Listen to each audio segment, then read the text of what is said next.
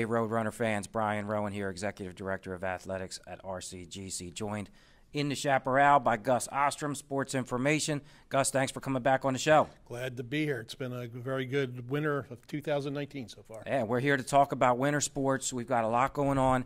It's a big week. We'll start with basketball, and then we'll talk a little bit about wrestling, too, and all the success that they're having this year. It's been a great, great season so far.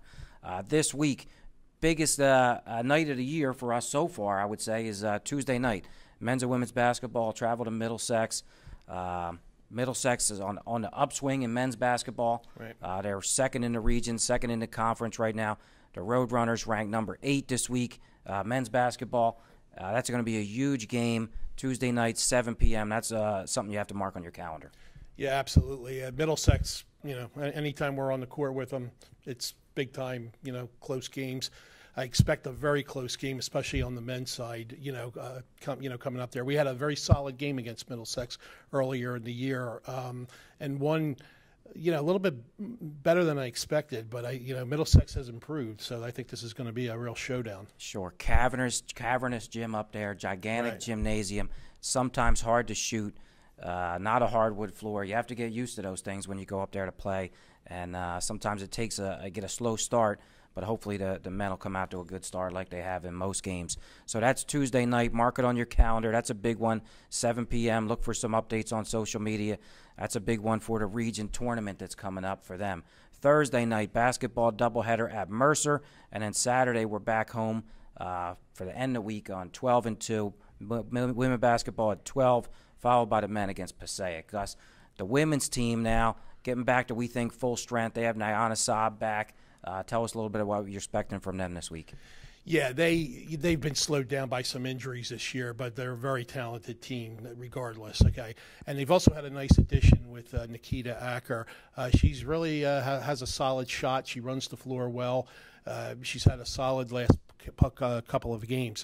Also, McKenna Dowd has been amazing. She decided, along with Coach Cooper, that she needed to take on a little bit more of a scoring role, and she has. She had 2 back-to-back games earlier in the month where she had 22 points. That was her first game against Lehigh Carbon, and that was a career high. She followed that up immediately with 25 points, another career high. So I hope we keep going in that direction, okay? And having Nyana back and other, players on the team that, keep improving, and we're heading into the home stretch. So hopefully we are heading in the right direction. Definitely feel like the team is rounding or coming together right at the right time. And I watched a few practices this week, and the energy is there. Coach Cooper's doing a great job. Right. His assistant coaches, Liz Faulkner and Matt Smith, really working the team hard.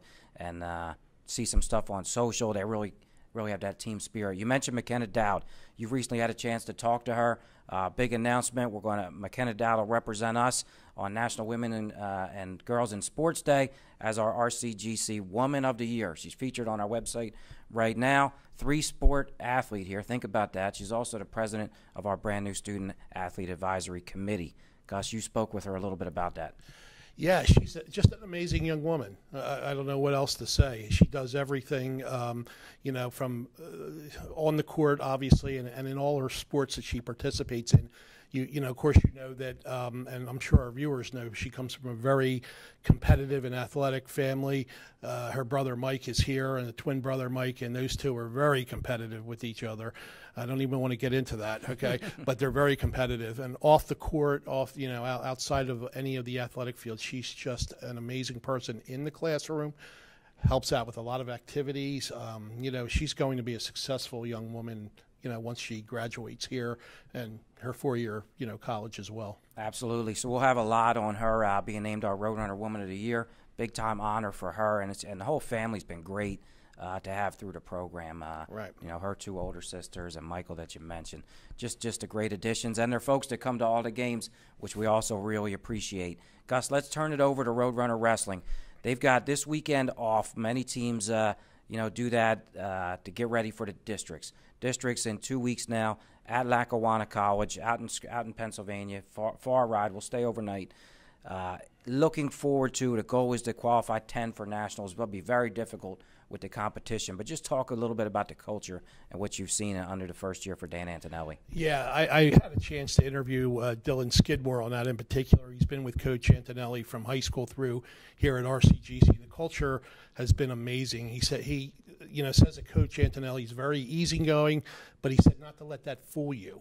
Okay, he works them hard. Okay, and they've worked hard. They're not afraid to work hard, and they want to win for Coach Antonelli.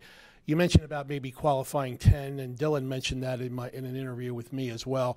Hopefully we can do that, but they're definitely in a position. The culture has improved to the point that even this year, the first year for Coach Antonelli, they will advance quite a few to nationals. Last year, I believe they had 4 that went out to nationals. I definitely think they can double that. I really don't have any doubt about it, but we'll see. It's tough. It's tough competition, Sure is. but they've made a lot of progress. The culture has been the main thing this year, plus the participation just from a lot of wrestlers. Yeah, it's been great. It's been probably one of our biggest stories of the year, what's happening with Roadrunner Wrestling and how they've come together. I was traveled with them a few times this year. In particular, comes to mind when we went up to the Long Island Open, had a bunch of head-to-head matches with Nassau, who's the defending national champ, and got a bunch of wins.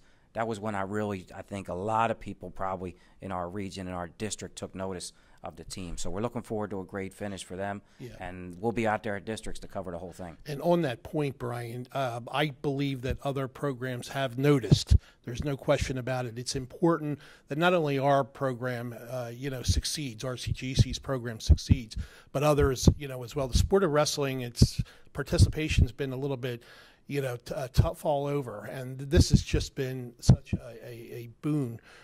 For wrestling within the GSAC, the district, and, all over. So this is important for us to succeed like this, and, they've done a great job with that. That's right, and we believe it also creates opportunities all over South Jersey for wrestlers, and that's an important thing for us as a college, as an athletic department, too.